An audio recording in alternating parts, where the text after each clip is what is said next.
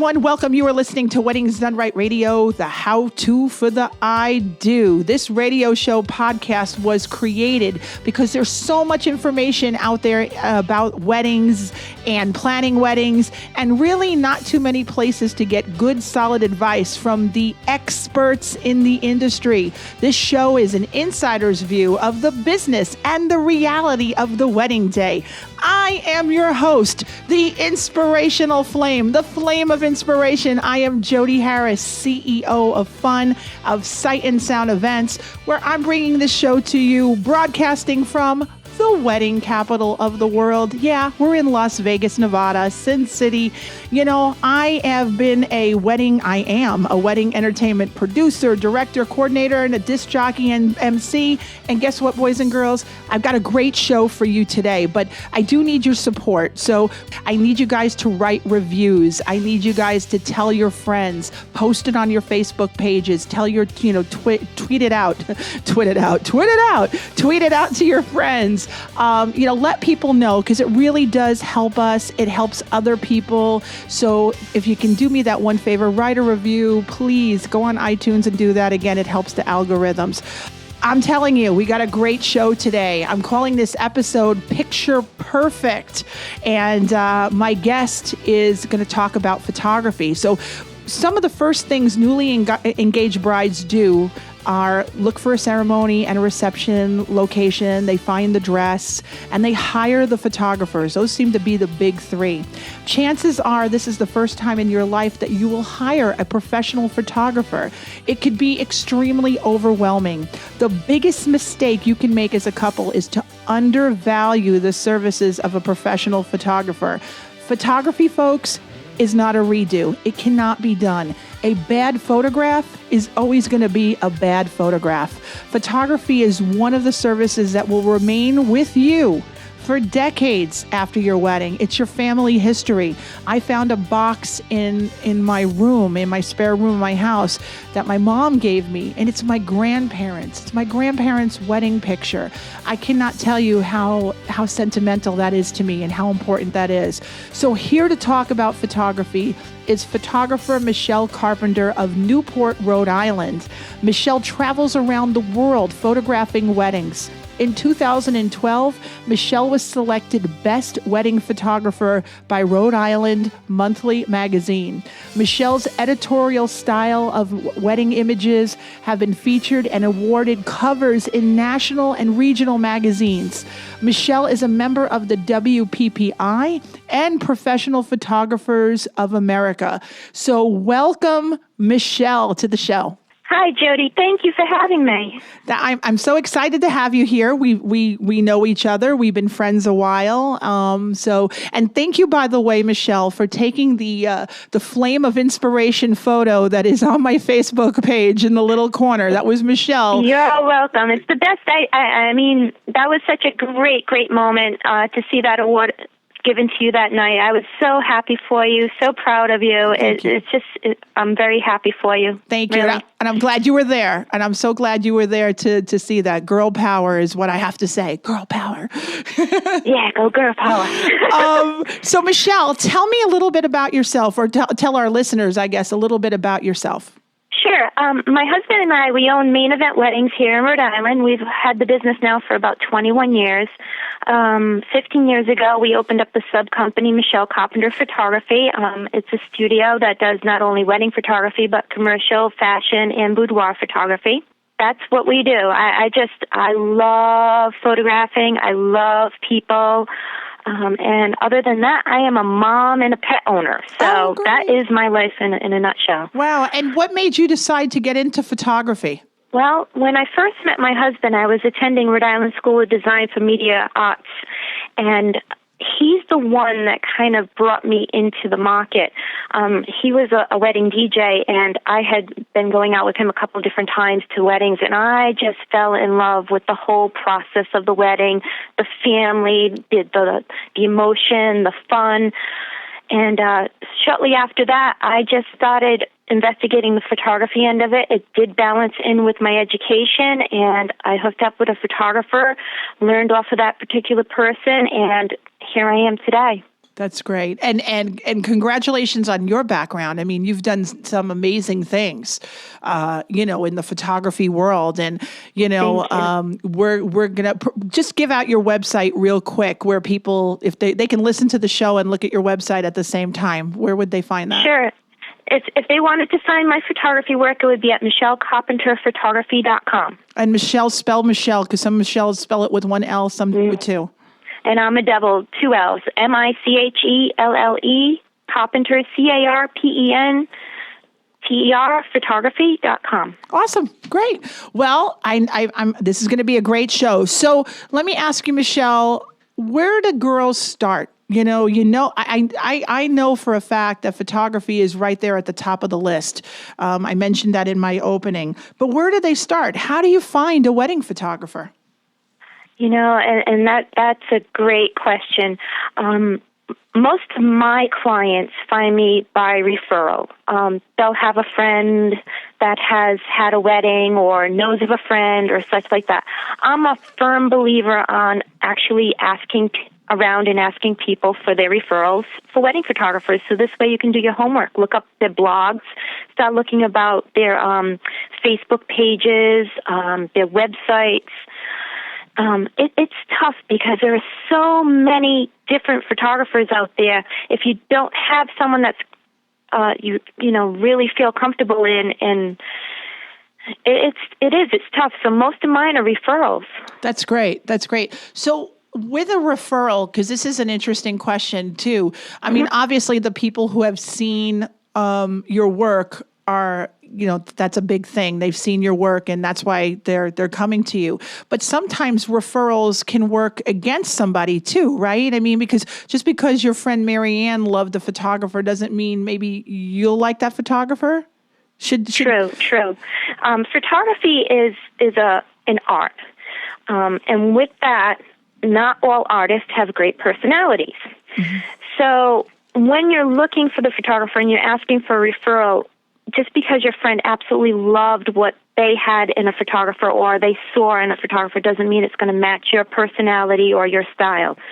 So with that, you really need to meet with that person and connect with them.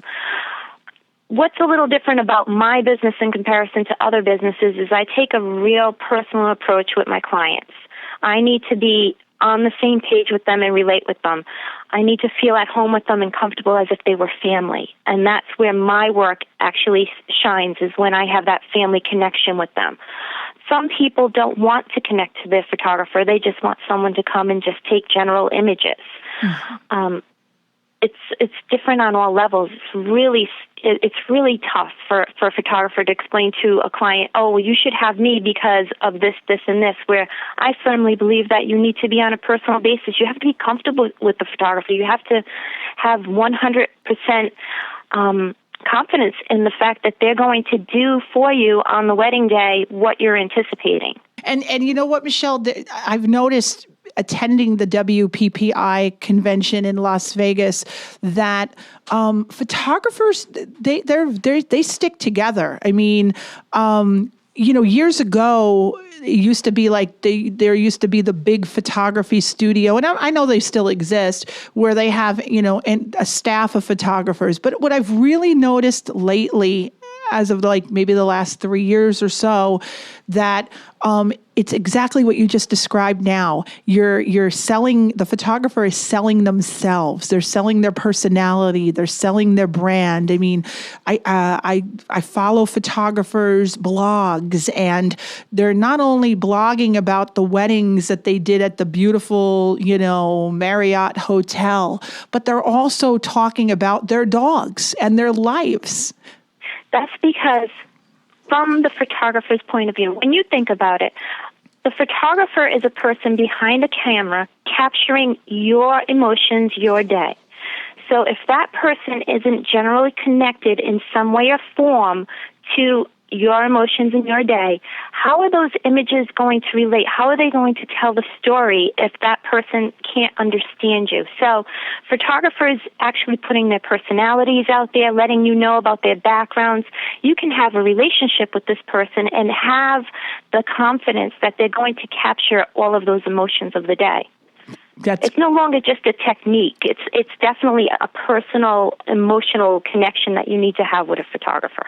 Absolutely. And I agree because, like you said, the photographer is with you probably for the longest. Out of all the wedding services that you have for your wedding, I think a photographer, number one, maybe videographer, number two, they're with you the longest. They're almost there with you from the moment you get out of bed until you close the door and go into your hotel room and celebrate, And sometimes I've seen photographers get shots of people in bubble baths. How crazy is that? It's not crazy at all. I do it myself. Oh, nice. I do. Well, you got to think about it. If you could take pictures of your own wedding day, you would certainly do it because you know best of what's going to happen, what you want captured. So having that relationship with the photographer is very important. That person is going to be with you all day. They're going to be interacting with your family, your friends. So you want them to be on a level with the family and friends so they also feel comfortable. Do the girls that hire photographers now? I mean, like they read about you. You're a mom. You're a photographer. You might blog about your kids or your dog. You mentioned that you're a pet owner. Do you find that like when you meet with clients, they're like, "Oh, Michelle, I saw that you have, what's your dog's name?" My dog's name is Macy. Macy. Yeah. Okay. So I see. Yeah, they do actually. I encourage it. In fact, right from the sales call, as soon as they call up and they may have seen my work somewhere or heard that they love, someone loved me or wants me. As soon as the sales call comes in, I ask them questions immediately. How did you find me? What brought you to me?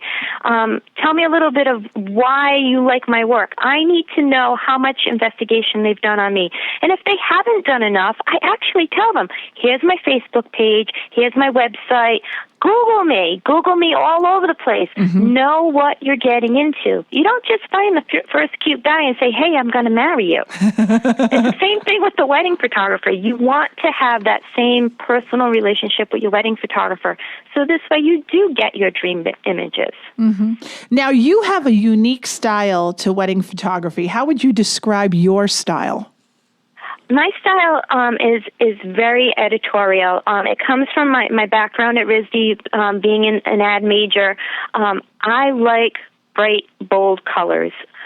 So my imagery is very bright, very bold, sort of like my personality when I'm shooting. It's just my imagery is me, and that's another thing when you're looking at wedding photographers, when you're looking at the portfolios of these photographers, you are looking at a piece of their personality.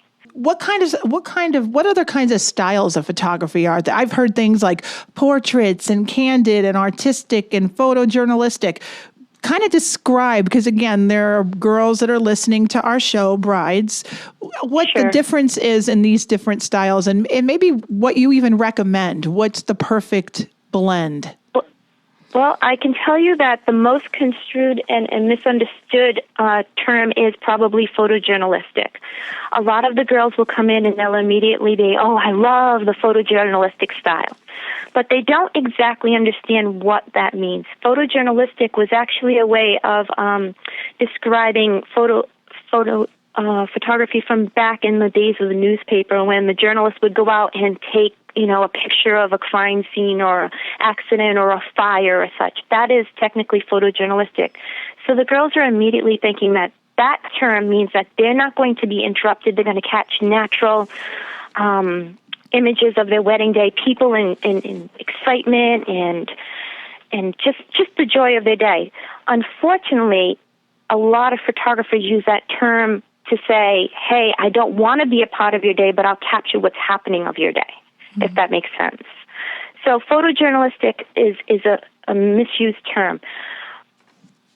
If it's done properly, the images come out amazing, meaning that it's hard to, I'm getting a little stuck on my words here, but that's okay. With it, it's, is it like a combination of like maybe candid meets portrait? Like, is it more candid? Well, see, that's just it. Photojournalistic means there are no portraits.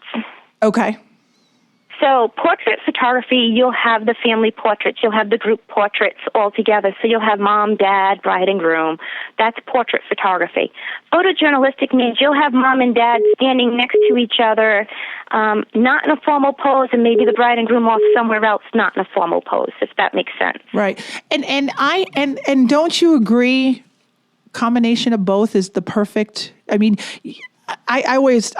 we also do photography here at Sight and Sound, and I'll have the opportunity to talk to many of the brides and say, you want a combination of both. Why is it so important, Michelle, to have a combination of both, like, candid photography with the traditional? The combination is extremely important because, number one, wedding photography, though the different ages of brides and parents range now, wedding photography, the parents are expecting to see group portraits. No matter what, they want to see nice portraits of themselves with their children on their children's wedding day. Brides and grooms, on the other hand, want to see the romantic running, twisting, walking, what they call casual moments.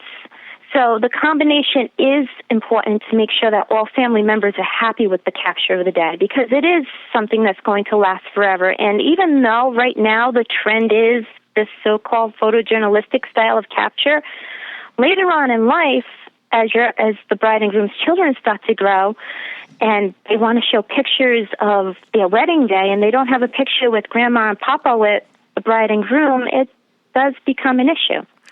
I couldn't agree with you more. I mean, you said it best. You really did. I mentioned in my opening that I found a photograph of my grandparents, my mom and my mother's father and mother on their wedding day. And it wasn't photojournalistic. It was old school, formal posed photo. And it's classic. Yeah. It's beautiful. It really is. It's funny. I've yet to meet, I've been doing this now for 15 years, I've yet to meet any one person who absolutely loves themselves in a picture. I've shot most beautiful models. They do not love themselves in a picture. I've shot just average people. They do not love themselves in a picture.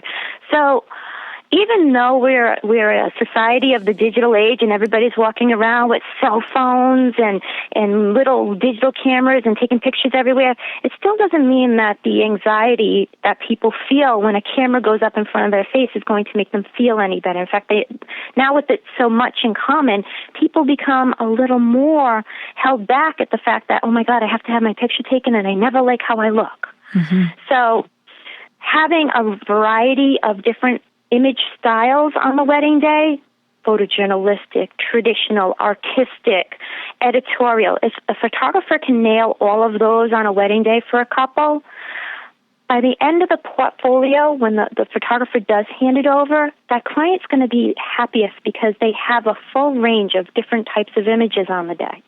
How I mean, do your clients, should brides bring you, or not you, but photographers, magazine clippings? I mean, is that a good idea to take rip? Do people still rip? Well, I guess Pinterest now. That's what we all do. Is that important? Pinterest. My thought on that, and I do encourage it with my clients, that I want to see their Pinterest pages, so this way I can see what their vision is for the day. I like to give my clients something different all the time. So they may give me an image as a guideline, but then I take it and I kind of turn it into their own specific image. So I make it their own. So it's not just a copy. It's sort of the idea, but their own image. So I think it's a great guide. So this way the client is connecting with the photographer, and the photographer can say, hey, I like this, but can we do that instead? And if they can work on the same page with that, and especially in the beginning stages when you're going in and you're meeting with the photographer for the first time and kind of showing them what you're anticipating, most professionals will say straight out to the client, hey, I love this. This is great stuff. I would love to be your photographer. I can do this for you. Or, as in my business, if someone did that to me, I would say, hey, I love this, but this isn't really how I shoot. Let me recommend you to one of my professional friends that does this for you. and can do this for you, and then your wedding will have this look. That's nice. That's really, really good. So we highly encourage using, girls and boys, a Pinterest board. I love the idea. I think it's a great idea. This way there's no misunderstandings in the end. I mean, most professionals want the client, no matter who it is. Whether they come in and say, hey, I love this style, this style, this style. We want to see the client have their dream wedding. We're not going to sell them something we're not capable of. Mm-hmm. So if we have this up in front in the beginning stages of the meeting, we know this right away.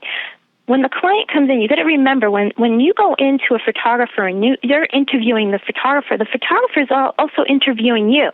They want to make sure that they can give you what you need. They're not trying to sell you a service. They're trying to sell you their art.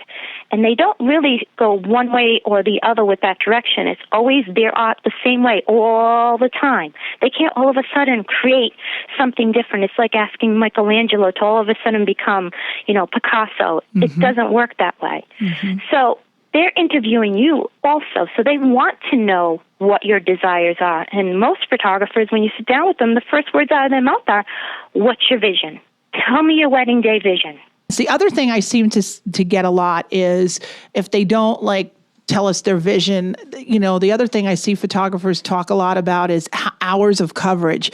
Is there, Michelle, what do you recommend hours of coverage wise? What's perfect? What does a bride need on her wedding day for hours of coverage? Honestly, that ranges. There are a lot of different factors that go into hours of coverage. I myself, I do not have a set limit of hours. I go in and I do the job until the job is done. I know a lot of photographers do hours of coverage. I understand their concept of doing that. Because I'm thinking, I would say nothing less than 8 hours. Agreed. Yeah. You really, anything less than 8 hours, you're rushing the client. You're rushing the family. You're rushing the photographer to try to get masterpieces in motion and great images in a small amount of time. And the wedding day is just such an immense amount of time. It's usually up to 12 hours for a wedding day. And how would you, when you say 8 hours, counting backwards, what would you say? Four hours of reception, an hour of cocktail. How would you, or maybe for you thinking about it from the beginning, how would you break it down? With my clientele, what I usually tell my couples is I will start 2 hours prior to your ceremony start time. So that means that I would have time to go in and because I like to do the prep pictures. I like the bride in the bathtub. I think that's a great image. Mm-hmm. I mean, I haven't seen a non-stressed bride that would jump in a bathtub yet, but I would take that image. So I believe that going in, doing prep work, having the dress hanging, seeing the shoes, I like those images. But that doesn't mean all brides do. Some brides don't want the photographer on site at all and only want you to show up for the ceremony. So that's where the different packages would work out. Most of my clients love the all-day coverage. They want everything captured. But some couples don't want all of that. They don't want anybody around while they're getting ready. So ceremony time, reception time, formal picture time. Normally formal pictures will run somewhere around 2 to 2.5 hours worth of time. So right there is a good chunk out of the 8 hours. Absolutely. Yeah, absolutely. This is Las Vegas, home of the quickie wedding. I mean, there have been times when I've had to work with a photographer who only gave them an hour's worth of reception, coverage, and we've had to rush things, in a 1 hour window. I feel like, I feel bad for them because you're screwing up the pacing of the wedding reception when you do things like that. Exactly. I believe that all the professionals need to kind of work in tandem. It just makes more sense to me. So the photographer really needs to know the entertainment end of it. When they get to the reception, what the agenda is of the entertainers, whether it be a band or a disc jockey or some other form of entertainment, they need to know what the agenda is. I mean, important images, great images, first dance, toast, the blessing, the parents' dances, cake cutting, and then just general partying with your husband on, just for a little bit on the dance floor, if it be, or, dancing with your mom out there on the dance floor. Those images need to be captured, but there is an agenda and there is a specific pace to a reception, and it just can't be rushed. You can't go up to the entertainer and say, hey, you know what? I've got 15 minutes to get all of these pictures. Can you get it done? It's not only that. It's you turn around and the reception hall says, hey, you know what? Dinner hasn't even come out, so this isn't happening. You have to have everybody on the same page. So the bride would really have to have, sit down with the photographer, let them know what the whole day is, the entertainment day, what the reception hall is giving you for a time schedule. That's what should really determine the amount of time that you need. Absolutely. And you do a lot of weddings with your husband, your partner at Main Event Weddings.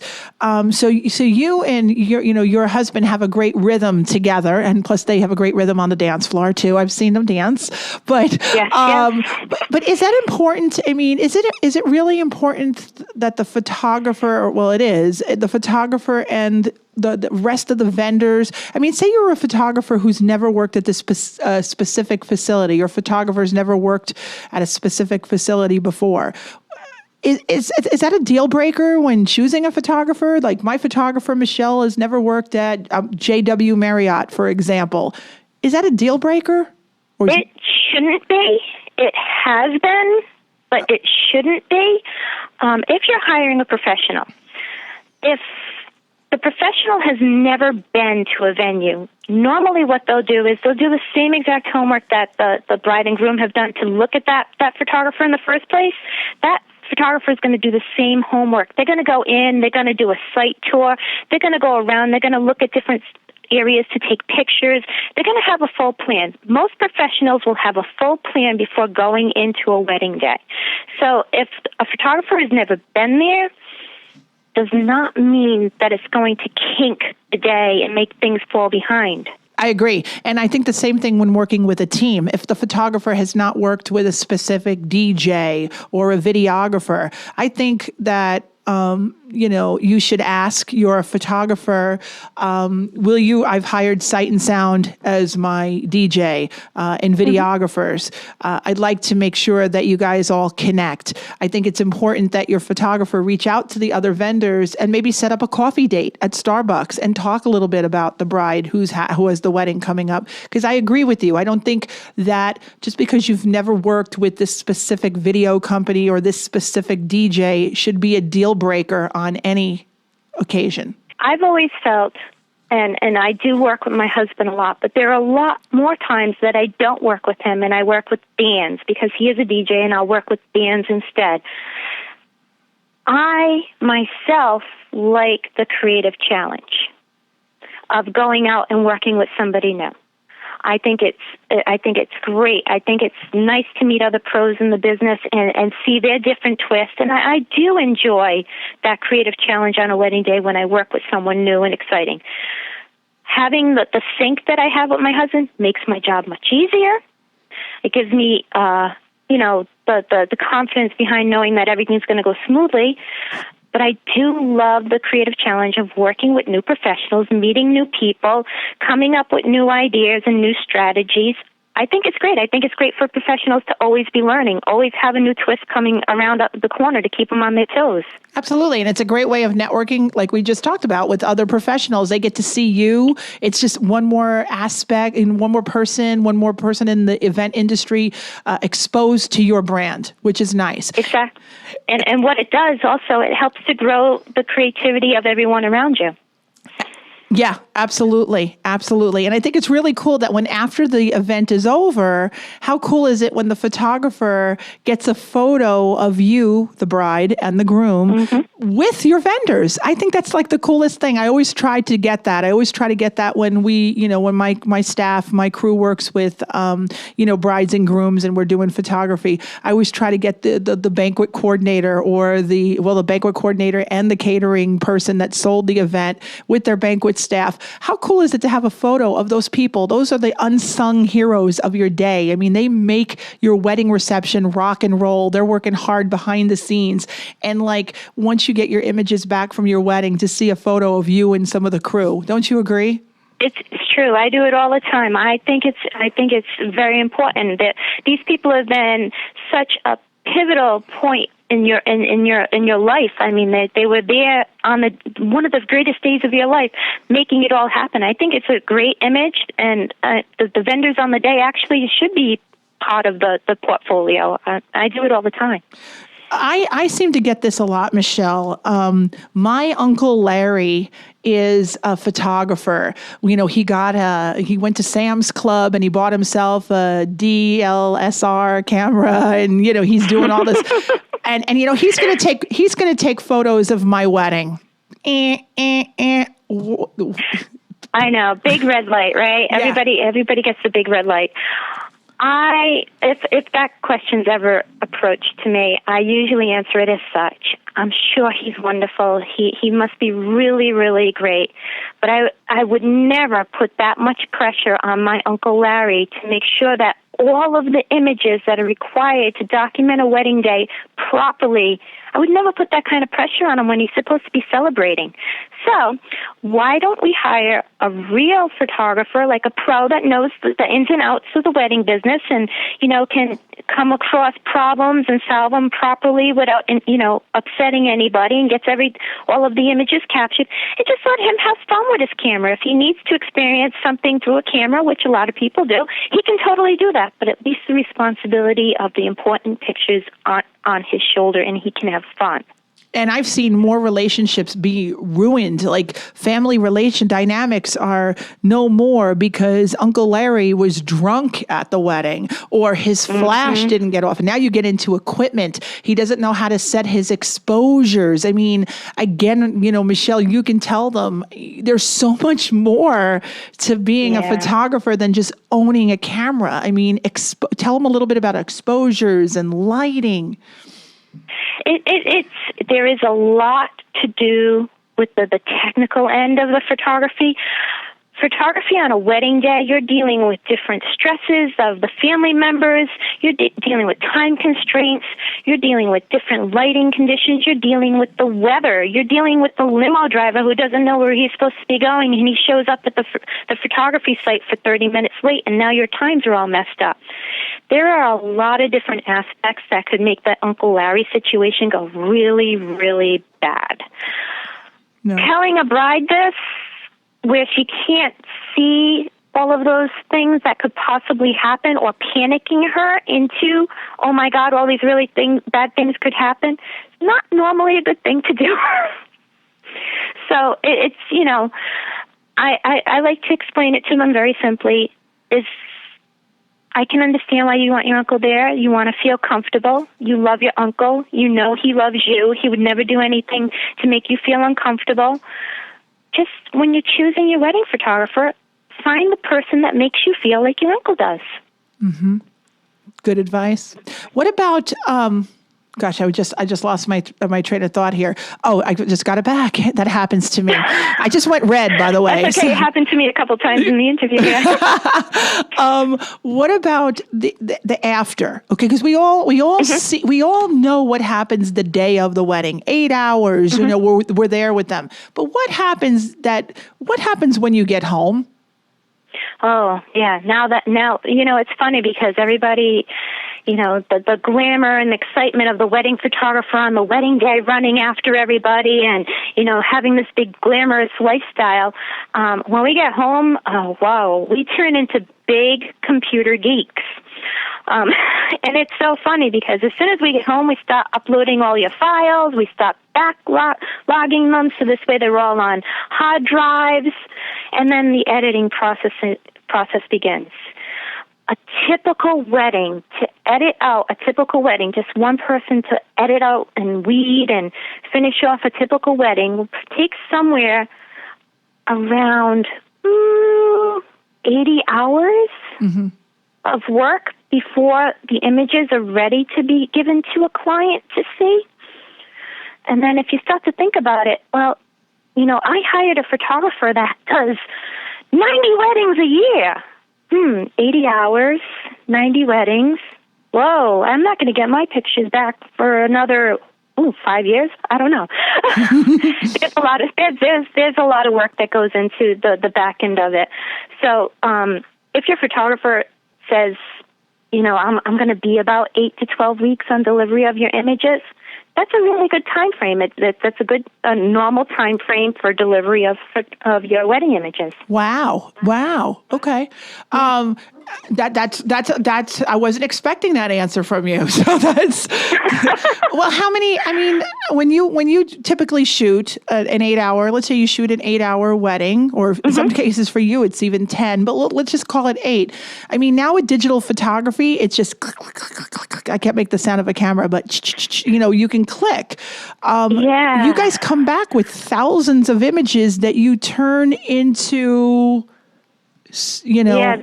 how do you know how many images you need to turn them into? Honestly, at this point in my career, I've gotten to a point, in the very beginning when we were in film. And with film, you weren't allowed to click, click, click, click, click. Right. Because every time you clicked, it cost $1.25. Right. So when digital came around, it took a little while, but then, oh my gosh, you learn how to spray and click, which is basically just hitting the shutter and just taking a million pictures and then looking at them all and saying, I think I like this one. Oh, God, no, that one. Oh, God, no, maybe this one.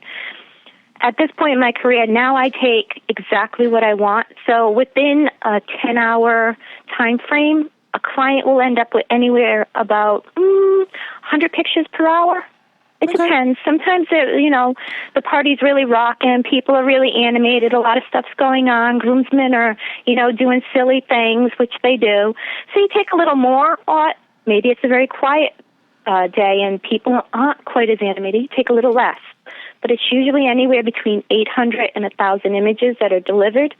About 2,200 are taken. Wow. Mm-hmm. Wow. And going back to the 8 to 12 week thing, my question to you is this. Is that when they get all their proofs, 8 to 12? We're talking about you. So, everybody's different. But do you send them maybe like a week after their wedding? Do you put together, or do I know sometimes I do this, like a collage or a slideshow just as a teaser so brides know that you're going to get all your pictures in 8 to 12 weeks? What we do is we continuously tell our clients that it's going to be that amount of time from day one, first day that we meet them, right through constantly. We keep reminding them 8 to 12 weeks, 8 to 12 weeks, 8 to 12 weeks. I usually send out a teaser image. Nice. I like to put it up on Facebook, usually the day or two after the wedding, and I put up a little teaser image. I know I'm very well aware that other people were at the wedding taking images. I know that the excitement of the wedding images will be up there with all of the guest images for at least 2 weeks with the bride. And then all of a sudden she gets itchy. She gets back from the honeymoon and she's like, oh my gosh, I wish Michelle would show me something. I wish Michelle would show. That's usually when I send something else out to them. Got it. And I know that's, and that goes into the contract, and that's so important because, we get it here too, especially videographers really, really get this. And when is my video going to be ready? When is it going to be ready? And you hit the nail on the head, Michelle, when you said that you tell them up front. And I think that's so important for brides and grooms that when they interview their photographer, that they ask them these questions. Okay, I'm getting married, August 8th. When do you think we'll be able to see, images? And then maybe even as your event professional should put it in their contract and point it out to you or highlight that section when you're meeting with them. Yeah, exactly. Our contracts state the amount of turnout time. There's a couple of different things that are really, really important when you're looking for a photographer.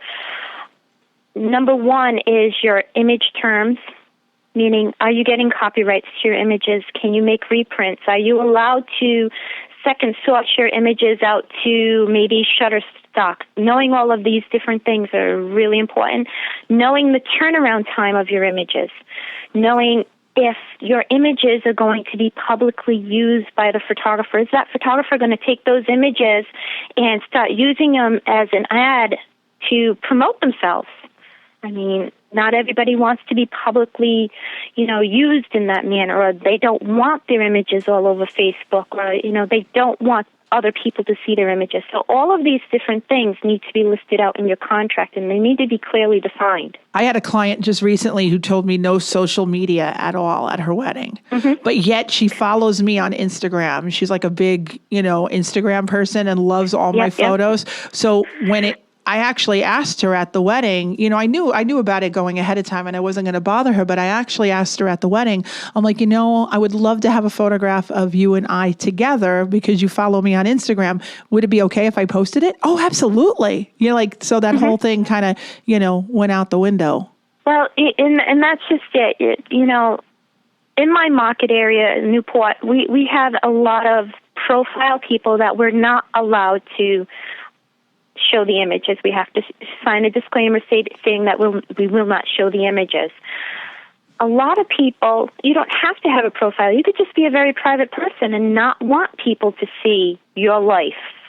You may have a Facebook page, but that doesn't mean you want the world to see what's going on. And when a photographer puts up your images on a Facebook page, we're expecting the world to see your image.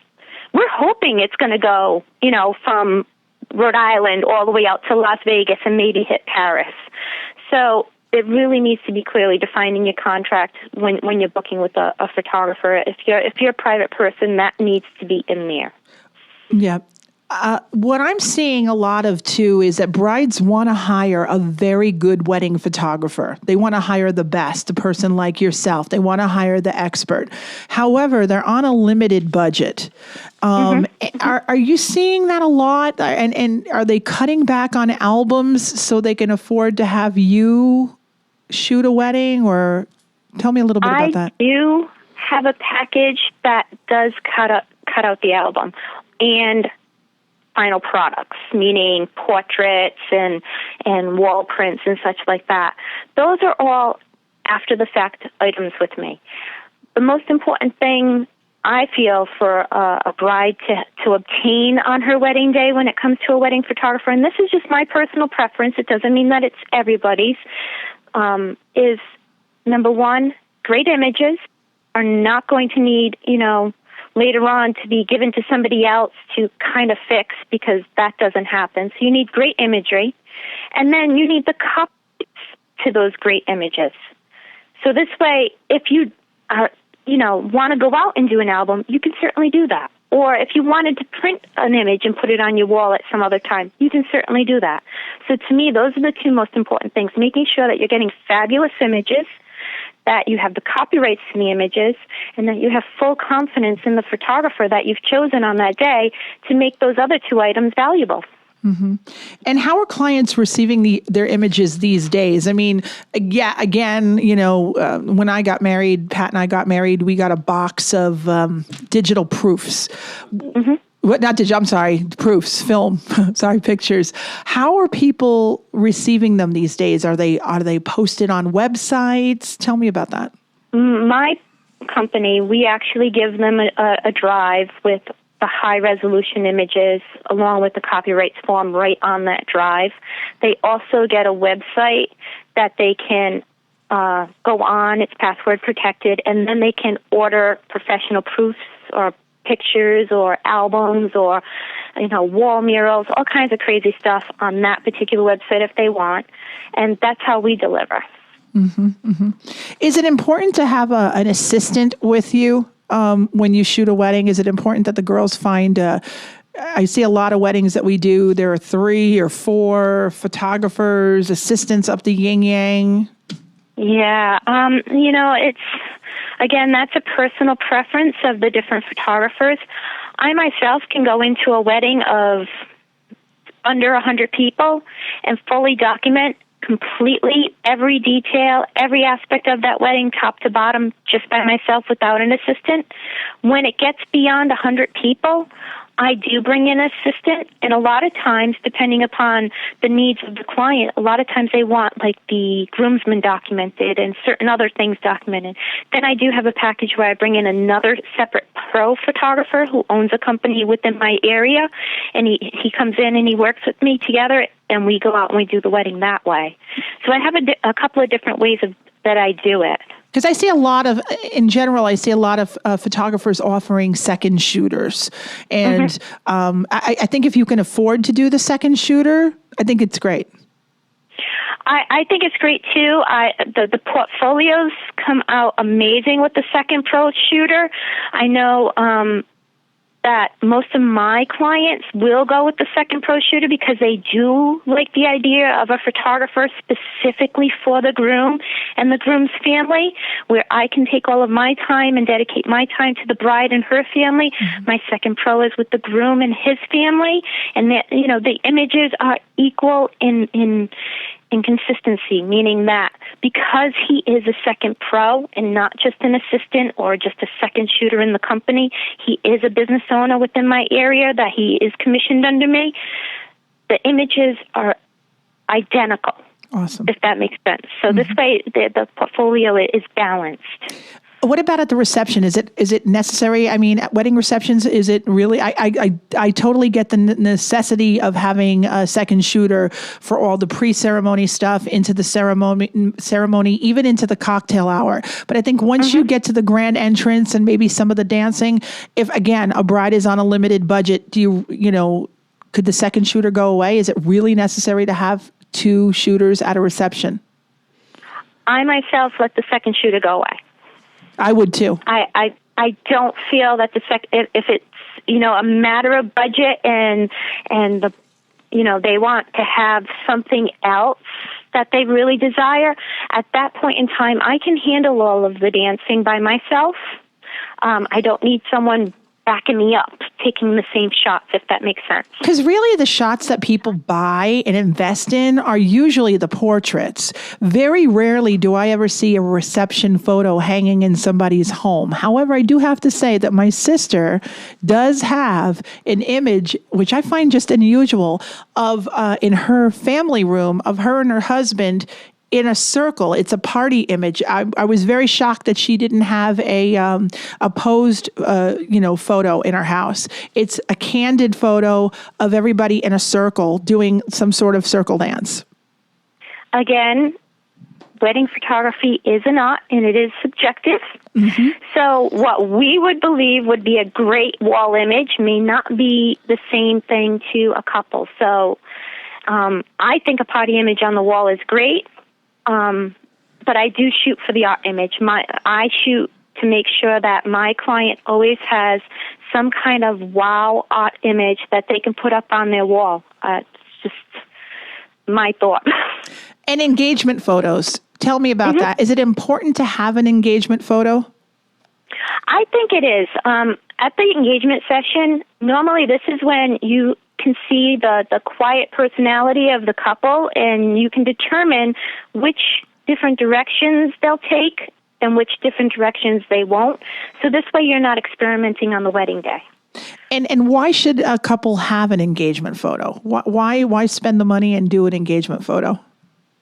The engagement photo is normally used as a save the date or for a sign-in book or, the sign-in portrait on the wedding day. My packages, I have certain packages where I have couples where they love engagement pictures and they go out and they do all kinds of themed engagement sessions. So they're more of a stylized shoot where we'll go to a horse farm and they'll have different themes that they're doing at the horse farm. And then I have engagement shoots where they're just called quickies. And the quickies are actually part of the package where I'll go out and I'll take 30 minutes just to play with the couple so they can see how I shoot, understand how I'm going to shoot with them on the wedding day, and then I also can see what poses work best for them and what poses do not. So if you can get an engagement shoot in, is helpful, so this way you can understand how the photographer is going to work with you on the wedding day. Oh, I think that's great. I think that's great advice. Absolutely, for just all the things that you just said. I mean, just getting a feel. You're both feeling each other out in a non-stressful type of environment, as opposed to the wedding day, because it's just you, your fiance, and your photographer. And like you said, you're taking them up to a horse farm, or for us here in Las Vegas, the Bellagio fountains. We just had a couple, Christine and Jason, who listened to the show.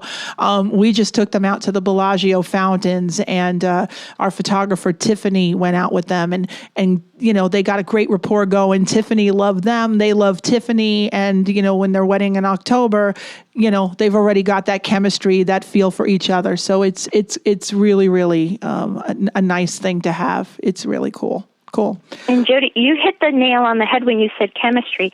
An engagement session is technically your first date with the wedding photographer.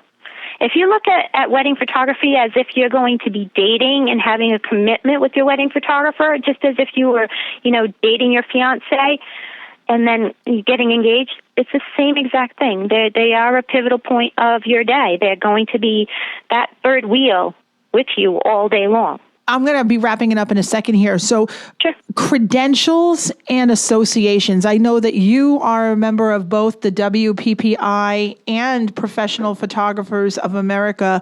Why is that so important when you are hiring a photographer that they be association? I'm big on associations. I belong to NACE, ADJA, all that fun stuff. But why is it so important to have somebody who belongs to these associations?